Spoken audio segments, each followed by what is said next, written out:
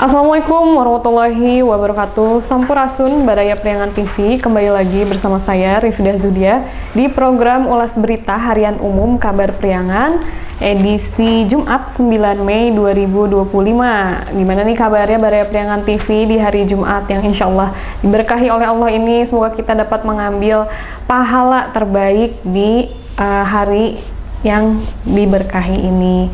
Nah, semoga dimanapun Baraya Priangan TV berada sedang dalam keadaan sehat walafiat ya Baraya, karena Baraya harus sedia nih menonton ulas berita kita di channel Priangan TV karena sejumlah berita menarik terhangat yang datang dari wilayah Priangan Timur maupun nasional akan kita sajikan di channel Priangan TV ini. Nah, langsung saja nih Baraya, kita ke berita yang sudah termuat di halaman utama, yang mana ini datang dari wilayah Tasikmalaya. Seperti kita ketahui, kita sudah menginjak hampir pertengahan Mei ya, dan di bulan Juni nanti tanggal 7 insya Allah yang akan bertepatan pada tanggal 7 Juni akan dilaksanakan ibadah haji Idul Adha. Nah, di sini dengan sejumlah persiapan yang dilaksanakan oleh calon jemaah haji, tentunya tidak hanya bagi calon jemaah haji tapi juga bagi para pedagang, fasilitator yang akan menunjang kelancaran ibadah haji tentunya ikut berperan dalam mempersiapkan hal tersebut. Nah, di sini dikatakan bahwa omset penjualan perlengkapan haji turun 30%. Nah, pernyataan ini ditemukan dari salah satu toko yang berada di Kota Tasikmalaya, yang mana kita bacakan terlebih dahulu ya Baraya beritanya. Di sini musim haji jadi momentum bagi para pengusaha perlengkapan dan oleh-oleh haji untuk merasakan musim marema. Namun lonjakan penjualan yang biasanya terjadi pada tahun ini belum terasa.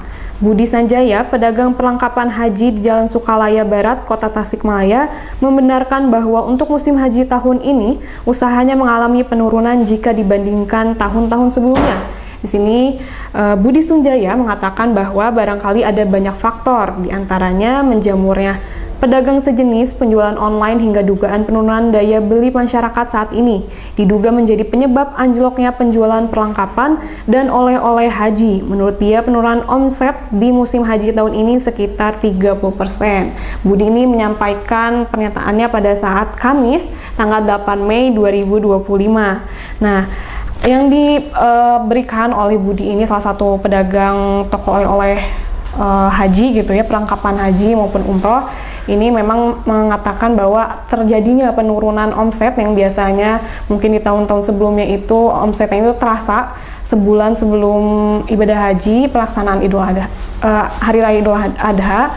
Nah, tapi di tahun ini ternyata mengalami penurunan sebanyak 30%. Tentunya ini menjadi keprihatinan untuk kita bersama, karena yang tadi dikatakan oleh Budi, mungkin banyak faktor yang menyebabkan kenapa terjadinya penurunan khususnya bagi para penjual atau pedagang perlengkapan haji dan umroh. Nah, dengan adanya berita ini tentunya kita mendoakan yang terbaik untuk para pedagang maupun sektor ataupun skup lain yang memang berperan terlibat dalam mempersiapkan ibadah haji bagi calon jemaah haji Indonesia khususnya yang akan berangkat ke Tanah Suci. Dan kita doakan juga nih untuk para calon jemaah haji, semoga karena kita ketahui ya bahwa keberangkatan dari Tasikmalaya ini akan dilaksanakan sebanyak 3 kloter.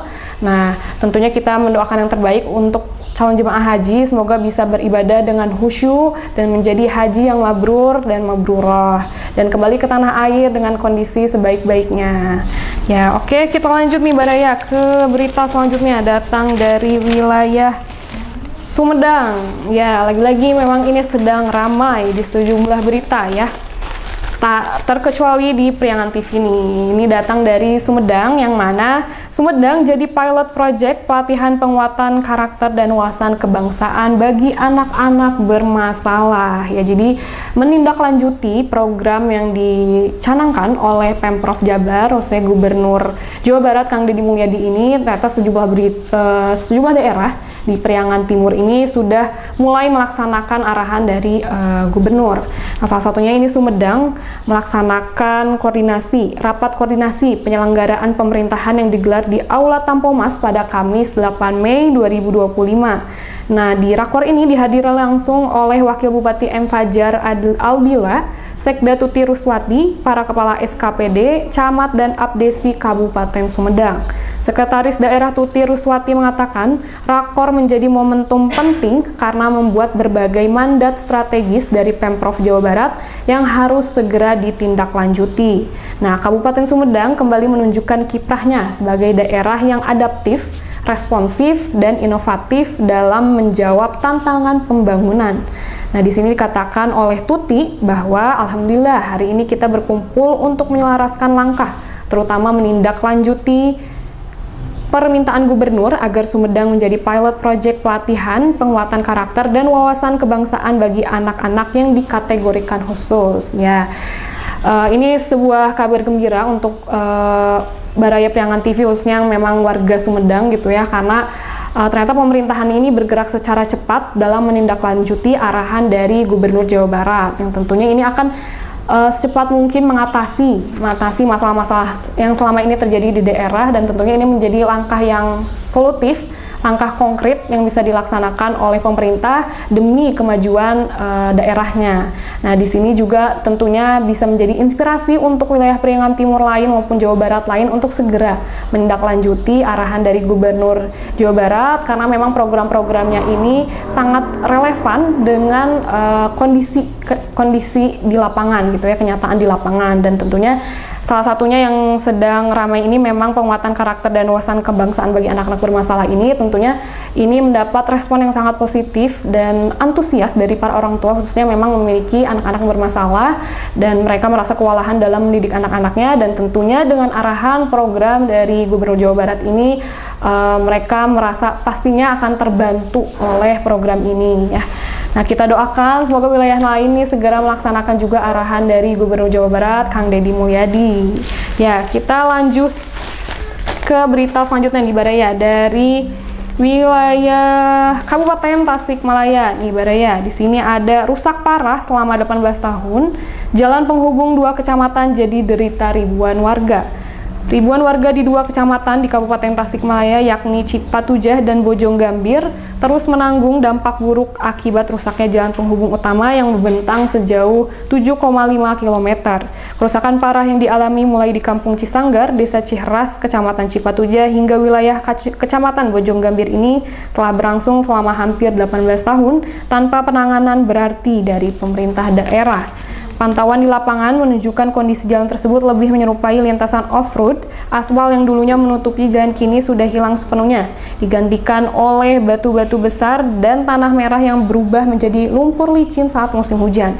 Kubangan air dan lubang menganga memperparah medan yang harus dilalui setiap hari oleh warga, pelajar hingga para pedagang. Ya, kondisi di lapangan utamanya infrastruktur yang memang bisa menjembatani aktivitas masyarakat daerah Kabupaten Tasikmalaya ini tentunya harus menjadi perhatian pemerintah setempat juga, karena tentunya ini juga bukan dalam waktu yang singkat, tapi ternyata sudah rusak selama 18 tahun dan tentunya ini perlu ada tindak lanjut dari pemerintah setempat dan tentunya petugas yang terkait untuk segera memperhatikan jalan penghubung dua kecamatan. Nah, karena dari jalan penghubung yang rusak ini menyebabkan kerugian bagi warga yang memang ingin melakukan aktivitas, dan kita doakan semoga ini segera dapat penanganan yang efektif dari pemerintah setempat bagi jalan penghubung dua kecamatan Cipatujah dan Bojonggambir ini. Ya, Baraya, kita lanjut beralih ke berita selanjutnya yang mungkin juga akan menjadi berita penutup, yang mana datang dari wilayah Pangandaran nih Baraya. Sebentar ya, di sini lagi-lagi soal program, karena seperti kita ketahui menuju 100 hari kerja tentunya para pemimpin, para stakeholder ini melaksanakan sejumlah program yang tentunya sudah ditunggu-tunggu oleh masyarakat. Di sini ada program Kabupaten Layak Anak Pangandaran diverifikasi oleh Kementerian P3A. Program Kabupaten Layak Anak yang dilaksanakan oleh pemerintah Kabupaten Pangandaran diverifikasi Kementerian Pemberdayaan Perempuan dan Perlindungan Anak Republik Indonesia. Verifikasi program KLA bersama Kementerian P3A kali ini dilakukan secara virtual di Gedung DPRD Pangandaran pada Rabu 7 Mei 2025 yang dihadiri oleh Kepala DP3AKB Prof. Jabar. Nah, di sini dikatakan bahwa tim verifikator dari Kementerian P3A mendapati ada beberapa kekurangan seperti dokumentasi foto sebagai syarat untuk melakukan penilaian terhadap program KLA. Di sini sedangkan Ketua Tim Verifikator Kementerian P3A, Eko Novi Arianti, melalui virtual menyampaikan hasil evaluasi menjadi acuan untuk memperbaiki suatu kebijakan mengenai program Kabupaten Layak Anak di masa mendatang. Ya, tentunya program KLA ini atau Kabupaten Layak Anak ini tentunya menjadi program yang diusungkan karena seperti kita ketahui setiap daerah ini pasti berharap bahwa daerahnya itu bisa aman bagi seluruh masyarakat, bagi anak, wanita maupun lansia, dan kita doakan semoga program ini segera bisa dilaksanakan tidak hanya di Pangandaran tapi juga di daerah lain wilayah Priangan Timur ini bisa menyusul. Ya, mungkin Baraya Priangan TV sekian ulas berita saya pada kesempatan kali ini, dan seperti biasa nih Baraya, untuk mendapatkan kejelasan kelengkapan informasi seputar berita yang sudah tadi kita ulas bisa dicek di portal kabarpriangan.pikiranrakyat.com, dan juga agar tidak ketinggalan informasi menarik dan terhangat lainnya bisa diikuti media sosial Kabar Priangan.com maupun Priangan TV. Ya, saya Rifda Zudia pamit undur diri. Mohon maaf atas segala salah dan kekurangan. Wassalamualaikum warahmatullahi wabarakatuh.